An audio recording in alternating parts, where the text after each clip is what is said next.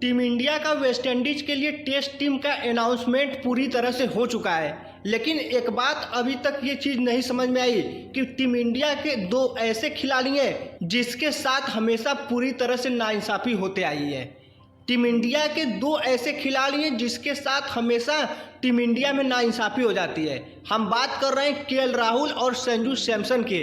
वही केएल राहुल, वही संजू सैमसन जिसे एशिया कप में मौजूदा समय में सही समय पर बल्लेबाजी नहीं मिल रही है, और वही एक तरफ केएल राहुल जिसे अब पूरी तरह से टी20 से तो हटा दिया गया, लेकिन टेस्ट में उन्हें बराबर चुनने के बावजूद केएल राहुल को टेस्ट का वाइस कैप्टन नहीं बनाया गया, जहां पर ऋषभ पंत टेस्ट के हिस्सा नहीं है चोट लगने के कारण। लेकिन वहां पर केएल राहुल एक ऐसे खिलाड़ी थे जिसे वाइस कैप्टन बनाया जा सकता था, जहां पर आपको ये बात अनुभव होगा, एक बात ये समझ में आएगी कि हाँ केएल राहुल वाइस कैप्टन।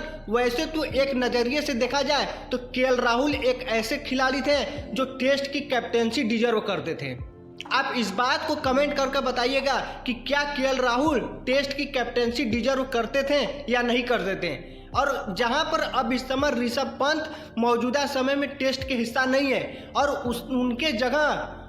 उनके जगह रविंद्र जडेजा को टेस्ट का वाइस कैप्टन बना दिया गया, जहां पर पूरी तरह से ये केएल राहुल के साथ नाइंसाफ़ी होते आई है। और वही एक तरफ संजू सैमसन जो हमेशा उनके साथ नाइंसाफ़ी होते आई है।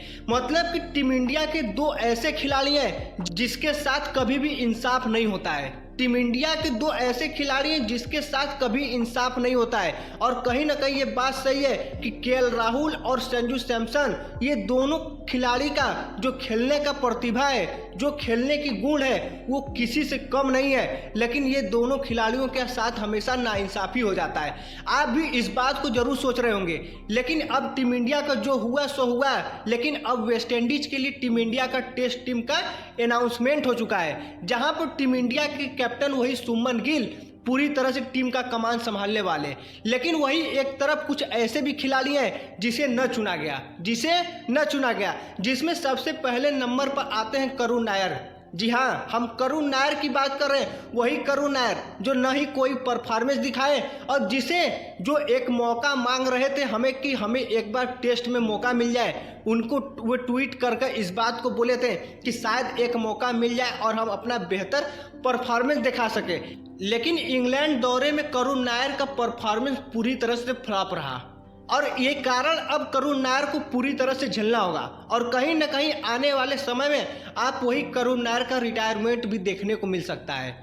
और वही एक तरफ अभिमन्यु ईश्वरन जिसे अब टेस्ट में नहीं चुना गया, और कहीं ना कहीं अभिमन्यु ईश्वरन के साथ भी नाइंसाफ़ी हो गया है इस टेस्ट में, क्योंकि अभिमन्यु ईश्वरन को टेस्ट इंग्लैंड के लिए ले जाया गया। वहाँ पर भले ही अभिमन्यु ईश्वरन को उस तरह का मौका नहीं मिला, लेकिन कहीं ना कहीं जब आप अभिमन्यु ईश्वरन को चुन रहे हैं और खिलाने के लिए सोच रहे हैं, तो आप उन्हें अगले मैच में क्यों बैठा दिया जा रहा है, जहां पर अभिमन्यु ईश्वरन के साथ भी इंसाफ होना चाहिए था।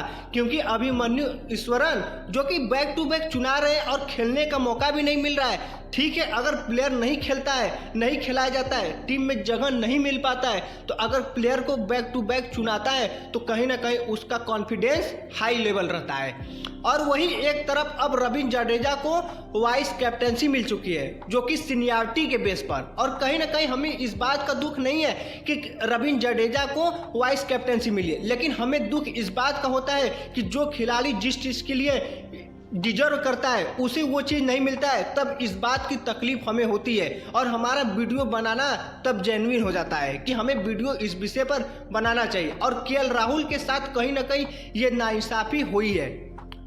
और देखा जाए तो अब देवदत्त पडिक्कल की भी टीम में पूरी तरह से वापसी हो गई है, जहां पर देवदत्त पडिक्कल अब टेस्ट में खेलते हुए दिखने वाले हैं। क्योंकि जहां पर देखा जाए तो पिछले घरेलू मैचों में काफ़ी समय से देवदत्त पडिक्कल काफ़ी अच्छी परफॉर्मेंस दिखा रहे थे, और देवदत्त पडिक्कल को अब फाइनली तौर पर टेस्ट में मौका मिल गया है। अब ये देखना रह जाएगा कि क्या देवदत्त पडिक्कल अंतिम प्लेइंग 11 में जगह बना पाते हैं या नहीं जगह बनाते, ये तो बाकी वक्त बताएगा। वही हमारे विकेट कीपिंग के तौर पर जो कि फर्स्ट प्रियोरिटी ध्रुव जुरैल थे ऋषभ पंत के गैर मौजूदगी में, और ध्रुव जुरैल को फाइनली तौर पर विकेट कीपिंग के लिए चुना गया। लेकिन वही एक ऐसा भी खिलाड़ी है जिसे दूसरे नंबर पर विकेट कीपिंग के लिए प्रियोरिटी पर रखा गया, एन जगदीशन। हालांकि कुछ मैचें इन्होंने खेले हैं लेकिन उस तरह की परफॉर्मेंस नहीं दिखा पाए, लेकिन अब एन जगदीशन का भी वापसी हो गया विकेट कीपिंग के तौर पर। लेकिन आपको ये बता दें कि अंतिम प्लेइंग 11 में भाई ध्रुव जुरैल को कोई भी हटा नहीं सकता है, क्योंकि ध्रुव जुरैल की बल्लेबाजी से लेकर भले ही ऋषभ पंत की बराबरी करे या न कर पाए, लेकिन ध्रुव जुरैल बल्लेबाजी और विकेट कीपिंग के लिए नंबर 1 होने वाले हैं।